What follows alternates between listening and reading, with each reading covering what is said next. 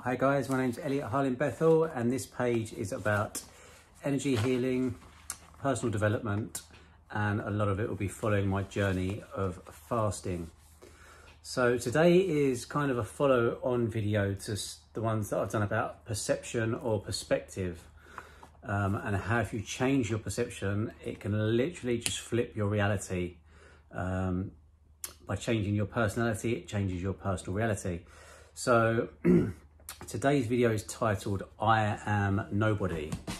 And I'd like you guys to say that to yourself. Say, I am nobody. And it probably brings up emotions of lack, of not feeling worthy. If you've ever been told you are nobody, I'd like to change your perception on saying I am nobody or being told you are nobody, because you are nobody. I am nobody. And if you split nobody into two words, it says nobody. And you are so much more than just your body. But you've been led to believe that you are just this physical carbon meat suit.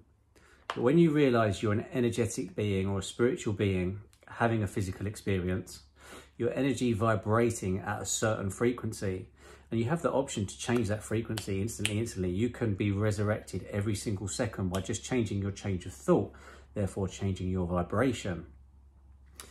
Now, I've had over 1,000 lives before, and that's in different bodies. And for some of you, it's not gonna sound right, and you won't feel comfortable with that. And if somebody said that to me 4 years ago, I probably would not have felt comfortable with it. But I've done lots of past life regression. I know that I've had over 1,000 lives. Energy cannot be created or destroyed. It can only be transferred or transmuted from, say, negative to positive, or male to female. So if you know this basic scientific fact, where do you think you go as an energetic being when this body dies, or whatever body dies?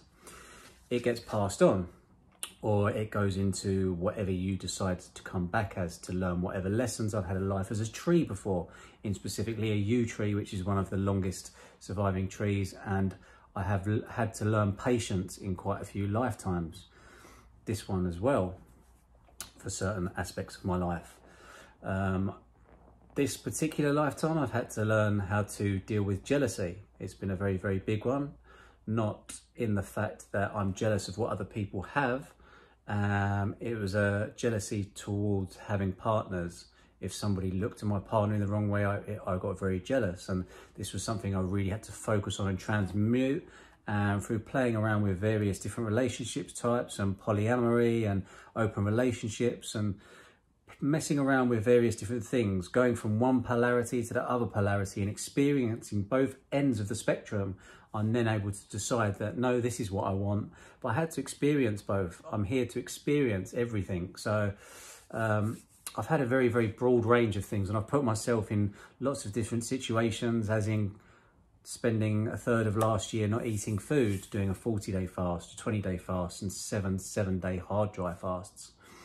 I've also had many deaths within this physical form. I've had many ego deaths in this lifetime. I've been reborn and changed, and actually felt these. I do a lot of out-of-body stuff, so I do a lot of astral projection or out-of-body experiencing, and I've come out and experienced changes, and parts of myself get left and said goodbye to and moved on from, and then felt other parts be brought in and come in. And it's almost like swapping a hard drive on something. I come back and I have more information. I have something, a bit of light gets shone on something I hadn't noticed before. And you're probably all experiencing this at the moment, because a lot of people I'm talking to on a day-to-day basis are like, I'm giving up drink, I'm giving up meat, I'm giving up this, because the more light you embody, the more you get shown. So the reason I'm going 365 days without solid food, and I've got a confession to make on that. I was in a Peruvian hot chocolate shop the other day, and I have nibbled on some Peruvian cacao. So technically I've had some hard food this year, but I'm honest with it. I hold my hands up. And the whole reason I'm going this long time without solid food is because if you've ever seen a video by the yogi or spiritualist Sadhguru, he will only eat fruits and vegetables or anything that is only in his system up to 3 hours. So it passes through his system very, very quickly. And what this does is this lets you be connected to your own energy for as long as possible. Because every time you put a foreign energy into your body, you have to process what that energy is holding. When you put a CD into a computer, it processes what's on that CD. When you put meat into your body, you have to process any of the stress or any of the happiness or the feelings that that animal has gone through. So if you are eating meat, I'd be very, very aware and conscious of where the meat's come from, whether it's been a happy farm or... For me, I just will never eat animal products again, ever, because of how much fresher and how much more connected and spiritually, energetically aligned that I feel now that I don't eat these products. So a lot of people in spiritual circles that I have been around over the last 4 years, there was all sorts of groups of people like killing off the ego and don't want the ego. And for me personally, I will never ever tell you what or how it is. I will tell you how it is for myself. And then if you feel like that resonates with you, then feel free to embody that. But this is my journey and I know exactly who I am and where I'm from and what I'm doing here. And what I would advise any of you guys to do is to ask yourself, who am I? What am I? And if you've been led to this video today, why have I been led to this video today? You found this video for a reason. You're here for a reason. You found it because there's something here that you're meant to hear. So yeah, I would say I am nobody or you are nobody is one of the biggest compliments anyone can ever pay you, because you're not your body. You are so much more. As I said, we are literally energetically attached to or a part of everything. And when you realize that and you start treating things as if they are a part of you, with respect, with honor, with love, and with gratitude. Love, gratitude, these two of the highest vibrations you can possibly embody. So when you break yourself down and you do the inner work and you get rid of generations, sometimes this might be your first time incarnating, so you might just have very, very little that you've picked up from the age of 1 to 7.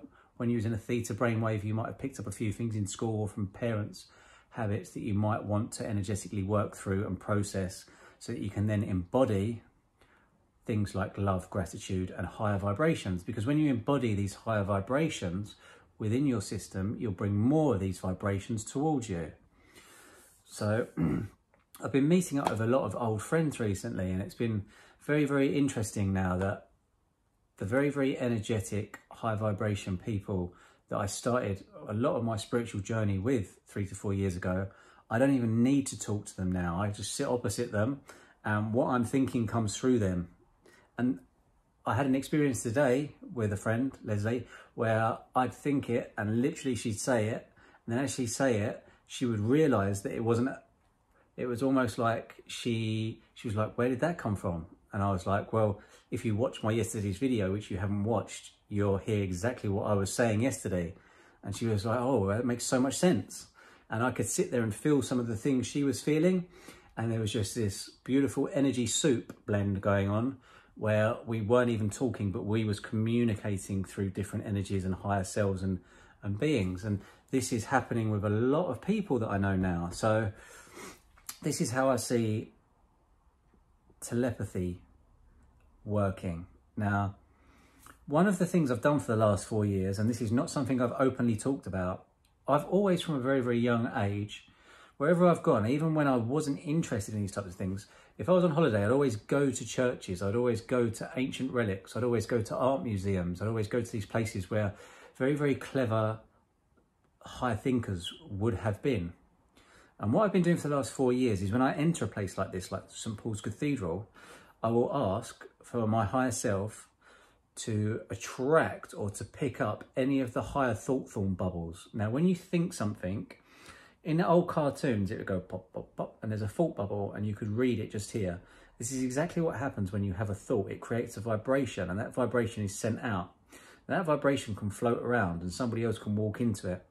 This is why with a lot of people I work with, I say to you, if you're if you're out and about and your vibration isn't as high, or you haven't worked on your vibration that morning and you're feeling a little bit down, be aware that you are attracting lower vibrations. So if there's low vibrational thought forms out there and your vibration is low, you could walk into one of those thoughts and have a really, really negative thought. But it's very important to observe it and to step back and think, hang on a minute, is that my thought, or is that something I've just picked up or walked into? And just observe it and let it pass, because the second you give it emotion or sensation, you embody it, and then you start sending out that vibration, and you're going to bring more back of it.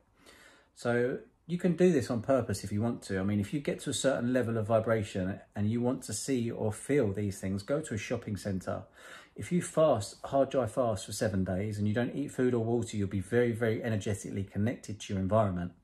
And then when you go to a shopping centre, especially if it's sometime like Christmas, the first time I did this about 3 years ago, I actually had to go back to my car and have a sleep for about 3 hours because it just knocked me for 6.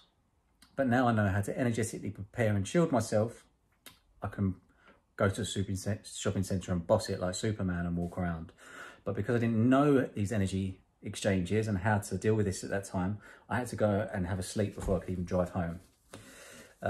So we're coming close to my retreat for 12 people on the 22nd of February.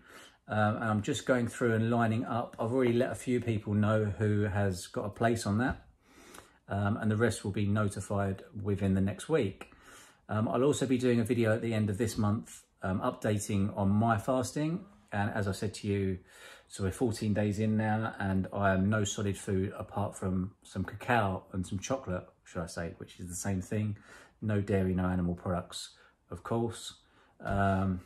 It's literally just been soups, smoothies, waters, teas, coffees and liquids. And as I said, this is because I'm showing you a natural progression. I know I can go even longer without any of these things, but my progression from meat eater to pescatarian to plant-based to vegan was a very gradual one. And now I'm going to show you how to go gradually to embody more light in 4 stages: 3 months, 3 months, 3 months and 3 months. Thick liquids to medium liquids to fine liquids to stage 4 breatharian, no food, no water, and just utilizing sunlight, prana, chi, and earthing and breath work to create DMT to survive on that. So I hope you've enjoyed this video. This is the first long one I've put out for a few days because I've been away for a few days. Yeah, it feels like it's been a super start to the year for myself, and I hope it has been for you guys. Hope you enjoyed this video. Please do like, share and subscribe, especially with anyone you feel this video would resonate with. Thanks for watching.